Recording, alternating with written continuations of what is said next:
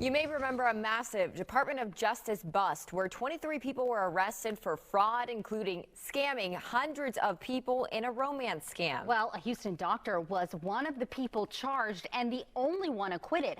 Only on Fox 26's Damali Keith is speaking with him about his acquittal. Damali. Yeah, before Dr. Segun Adeyeye was acquitted by a jury back in March, he was held in jail for 30 months and he was deemed a flight risk, so he was not granted a bond. Feels like a horror movie. But this monster was more frightening than any film. Houston Dr. Segun Adeyeye went to help in a hospital in Kermit, Texas back in 2021 during an uptick in COVID cases, and his first day there, he was arrested by federal agents charged with conspiracy to commit money laundering and wire fraud. Something I don't wish my enemy to go through. I lost my dad when I was in jail. I had no time to grieve or attend his funeral. He died thinking the son he raised right was locking in jail. Turns out Adeyeye, who's from Nigeria, had a childhood friend who was one of 23 people charged in that huge Department of Justice bust.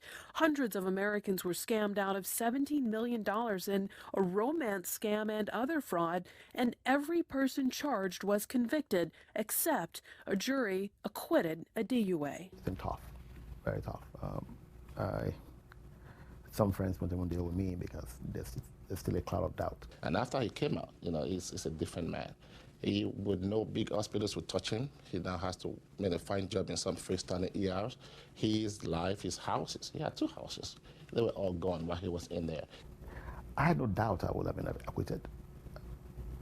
My worry was, how do I get my name back? To have his name, his livelihood, his career, all stolen from him by the Department of Justice and FBI under the guise that he committed a crime that he knew nothing about. But now, what will the government do to give him back the righteous, good name that they robbed from him?